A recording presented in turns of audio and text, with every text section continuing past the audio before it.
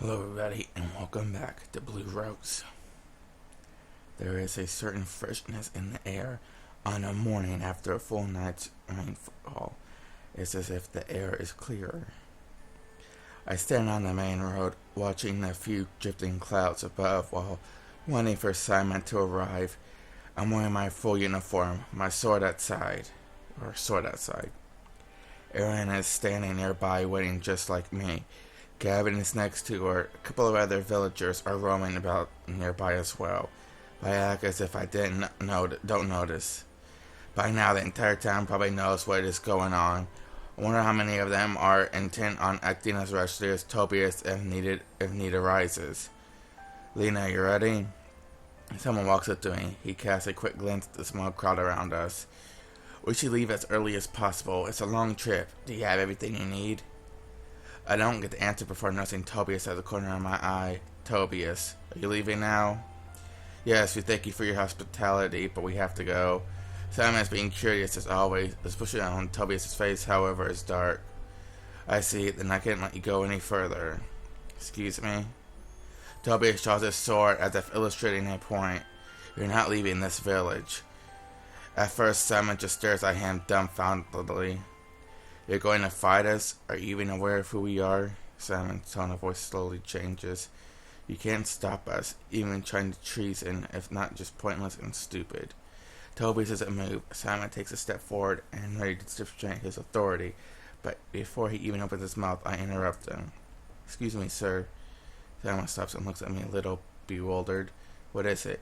I'm sorry, sir, but I will stay here. You're staying? I just stay and protect this place against enemy intrusion. I can't go back to the capital yet, and leave these citizens behind. I see. Lena. I watch Simon closely, hoping I don't look as nervous as I feel. This is the first time I ever stood up against him, as I had never had any reason to before. I don't like abandoning Simon like this, but nevertheless. Simon looks down for a moment and sighs. You're right. We can't leave. Going back will take too long with our enemy roaming our lands freely, sir.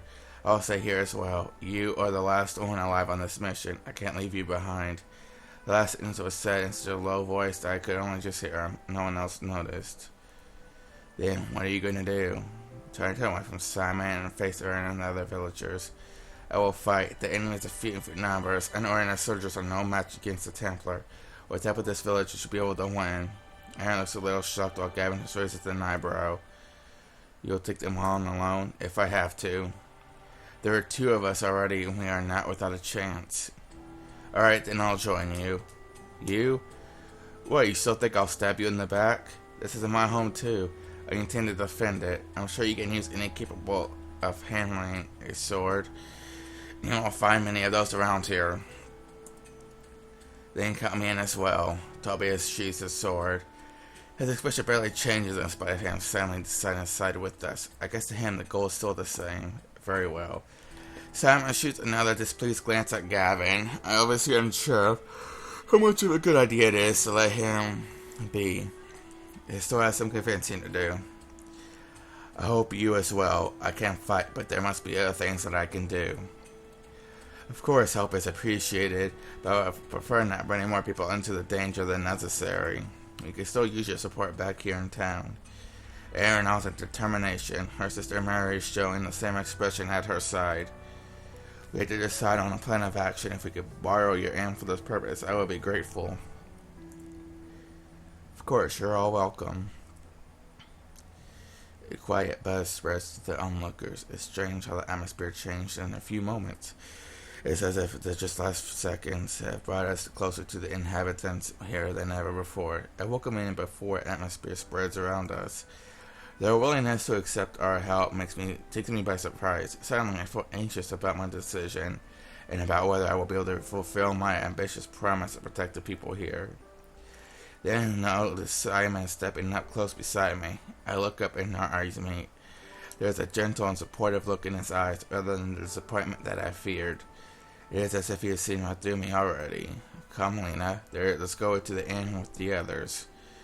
I nod and follow him towards Aaron's small inn. There is no time to regret my decision now. Lena. Aaron waves at me and her sisters are still standing outside their inn talking. Hello. That was great, Lena. I'm happy you decided to stay. She smiles, looking honestly happy about my decision. Mary nods and smiles as well. Mary looks more calm and reserved than her sister as usual. The atmosphere certainly has changed all of a sudden. The fight will take place somewhere away from here, won't it? It will, as much as possible. Hopefully we won't be involving anyone around here. Time like this, I wish I could fight as well as you do. I feel a little useless. No, not at all. Please don't hesitate to call us for anything you need. We appreciate someone from the outside wanting to help us. Yes, I will hope that it will stay that way. I can't help but think of how someone like Tobias was ready to jump us at a moment ago, but seeing that these two look happy reassures me that I made the right decision. I first like to worry about the fight ahead of me. So is that decided? We are only a force of few. Is this playing up a great risk? We need to take advantage of the fact that our presence is still unknown to them. We will split them up and take them by surprise without letting them get a chance to organize themselves. 4 against 20. I like that. Haha. Aaron. What is it, Lena?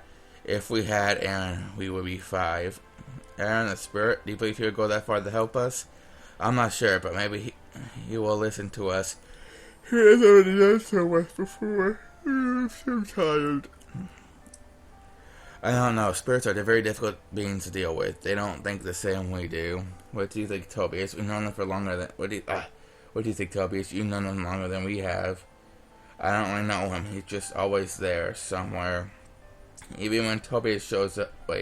Even when he shows up among us, he rarely speaks with us. I see. I think of the strange man living in the mountains and forests surrounding us. Here he told me directly that our goals weren't necessarily the same, and that I shouldn't count on him. But here he spoke with me. What do you mean? We should at least try, even just a little. Aaron will be a great support. This is his home after all. No one knows this place better than him. Alright, they won't ask him for advice, but won't depend on it. I would also prefer if we could somehow deal with this ourselves. Trusting as always, aren't we? Just keep quiet. I didn't ask for your opinion. You should just be happy that I'm here to help you in the first place. I do not intend to protect this town. Whether you believe me or not. Oh, you stop yawning. The air is growing tense as the two glare differently at each other. This isn't good. I have to change the topic. We should decide on our positions. Right. Simon says and turns away from Gavin. We're splitting up in teams. One person on the team will concentrate on drawing the enemy's attention and give support, while the other will be the main fighting force. Of course, the latter will be Lena and me. It's a given that Templar would take the lead in battle. That means Simon and I will split up in different teams. Look at Tobias and Gavin. Tobias is silent, minding his own business as usual. He's probably not thrilled about our company, but is willing to endure it for the sake of the town. Gavin doesn't look worried at all, slouching on the bench as if he's bored. I'm going to team up with Tobias. I'm going to propose that Lena and Tobias join on one team, while Gavin and I will be on the other. How lovely. Simon furrows his brows but ignores the comment. Since your team will be the one to keep the rest of the soldiers away from camp, having an archer with you could be useful. So we will stay as the hard hitters. What? Okay. Alright. To be honest, I would prefer to team up with Simon, but I can see why he wants to split up. Besides, Simon obviously doesn't trust Gavin yet. Even though it is risky to bring a possible traitor with him, he might still prefer keeping an eye out for himself. Fine, then that solves it. Lena, let us go and talk to this Aaron. We will meet here again tonight to confirm the plan. Okay, Tobias hesitates for a moment. I'm not even that tired. I just woke up. Is something wrong? What? No. He quickly gets on his feet as well and leaves me behind. We go to the same place where I last found Aaron. At first glance, it seems deserted. Aaron, are you here?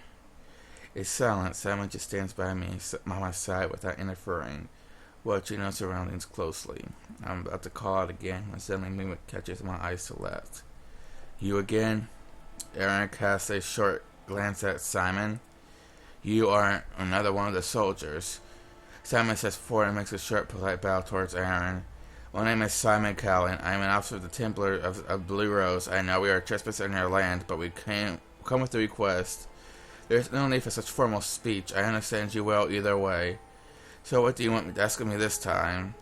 Aaron, I'm going to ask for your help one more time. We are going to stay and fight the Helenian soldiers. We want to protect the town, but we need your help to take them on. My help? We have to make sure we defeat them completely. If they get away, more will come. The mountains will become a battlefield, and the town will be...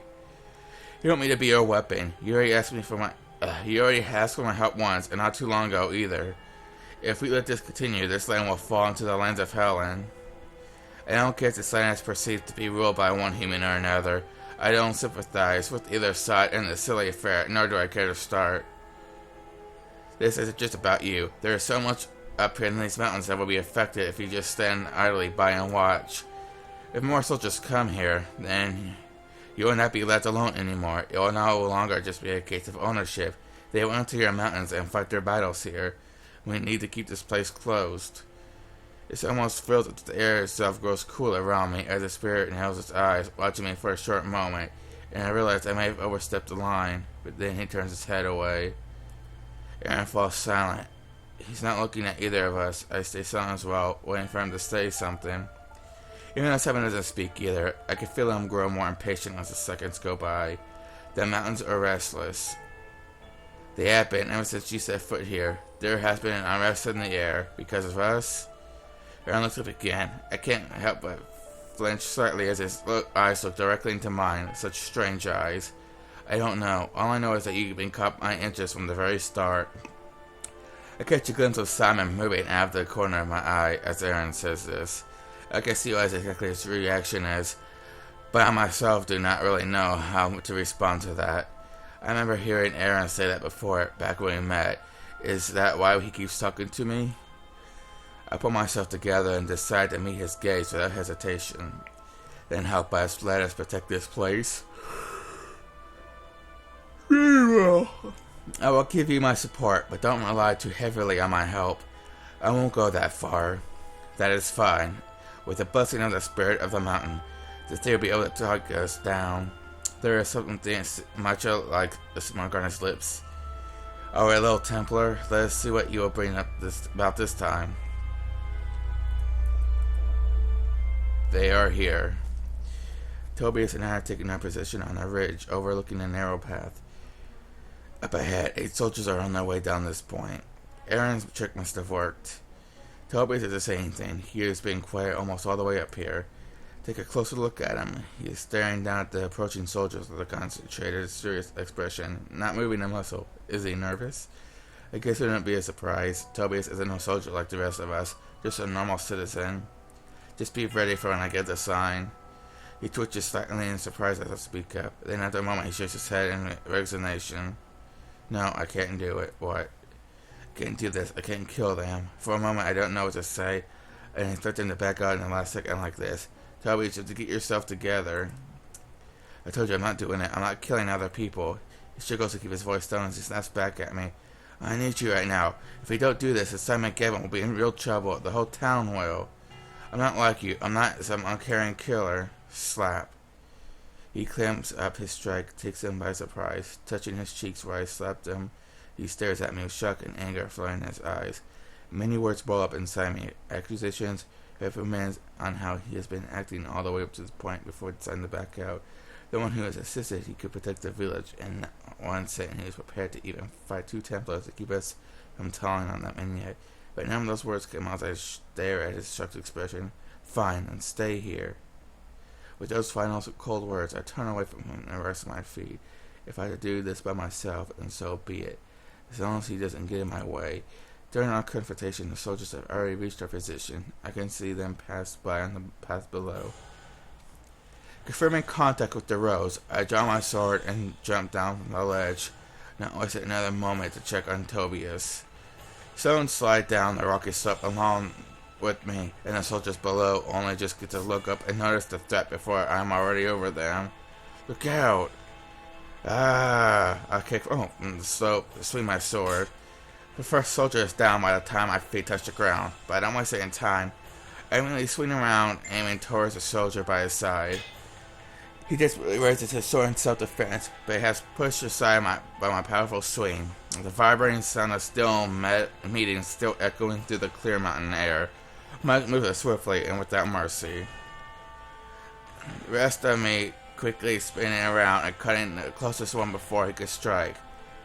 And I kick off again and retreat backwards. 5 left, give me a break. I heard them calling out a warning. Careful, it's a Templar. 3 of them take lead and attack towards me. Keeping up my pace, I parry the first swing and manage to injure the arm of another. Then I let go of my sword with one hand, concentrating my energy into it, and sending 3 small projectiles flying, taking care of the third. 4 left, one of them badly wounded. And this time I attack 1, 2, only the one wounded 1. This time I attack 1, 2, only the wounded and 1 more left. Ha ha ha. The geese hurt at this rate, but as I swing around to prepare for the last 2, I noticed something surprising. One of them is turning tail and running away. No. Simon is supposed to take care of the leaders up ahead, even though he could be capable of holding his own. If he hasn't arrived there yet, this ditch could cost a limit of surprise. I have to stop him before he reaches his friend. I charge forward one more time. The wounded soldier makes a feeble attempt at holding me off, but I pass him easily. One more time, I project my energy into making a makeshift knife that I throw into one fluid motion. The soldier cries out as his blade digs into his shoulder. He falls over on the ground. I'm above him a second later, finishing the job without hesitation. I stand up, sword still in hand. I managed to get rid of this guy before he reached any of the other enemy soldiers. How far as time had come by now, there isn't time to stop. And now in the case they're still fighting, I have to shuffle. I instantly spin towards around the first sound of another shooting range was short. As on the tip of my blade was pointing directly towards another trespasser standing only a few steps away. A woman? I barely get to look at her before she cries out in warning. Ulrika. Another attack is coming before I see it. I jump out of the pure reflex, only barely avoiding the shining blade of another soldier hitting the cliffs. Then another woman clad in Helen's dark uniform. She steps forward as the first woman redying her sword protector. Don't let your guard down. She's a Templar. That voice. I look back at the first of the 2 again. She's a beautiful young woman, clad in black uniform with long loose hair. Even though I know her face, the difference in her attire makes her seem so alien to me. It can't be. Lady Adele? The woman stares as I speak my name in disbelief. For only a few seconds, everything is silent. I'm surprised to see that you're still alive, Lena. I don't believe it, Lady Adele. She's alive. But why is she standing there? Why is she wearing those clothes? I shake my head lightly as if to try and understand what I'm seeing. No, this can't be true. You're with them? Yes, I'm really surprised to see you this well. I was sure you were dead when you took the plunge from that cliff. But I guess you're better than I thought after all. Her casual, cold voice is echoing in the head. I can hear every word, and yet I feel like I'm not hearing anything at all. Cold ice runs down my spine into my stomach as I realize that we have been betrayed. It was her. I remember Adele's kind-hearted face. I remember promising to protect her, the one who was unable to protect herself. You let us up here for no reason. I had a reason, but that Jugger took care of things a little earlier than planned. In a way, I guess it was lucky coincidence. Since I managed to get away, it made everything easier. You traitor. She led us all into a trap. I feel the cold being pushed away by my boiling blood as the rage spreads through me. Everyone has died. They were all killed because of you. I trusted you.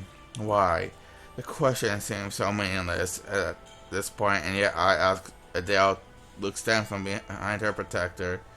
Why? My father believes in the council and care. Won't be considered helping. How that's war unless I get some kind of incentive. Those guys are intent on staying neutral, making it look like our family is betrayed by the highly regarded Templars. Seemed like a good idea, so he made this a deal with their military. Haha, I don't even know why I'm saying all this. There is something about you that always makes me talk too much. I can't keep still anymore. Each one I've heard different words stab my heart like cold knives. In the end, I barely recognize anything she is saying to me. I forget all about exhaustion from the previous fight. Adele seems to notice and change in me and takes a step back. Kill her. Be careful. She's not an ordinary soldier. I know. This will be a pleasure. This woman smarts and lifts up her sword. Our eyes meet. I have fun with these legendary I heard of these legendary Templars. It would be interesting to actually meet one in combat. She's certainly confident in her abilities, but somehow I still find her hard to focus on this immediate opponent. My eyes once more drift to Adele standing behind her. Is she really just going to stand there? Watch where you're looking. The soldier shoots towards me, my sword raised. She's incredibly fast. I only managed to lift my weapon in defense. She sparks fly as her sword clashes with mine. I'm surprised to realize that I pushed back several inches by this blow. Okay, guys, I'm going to end the video here in the middle of the battle. I know, but I will see you guys in the next video where we see what happens between these two. Thanks for watching.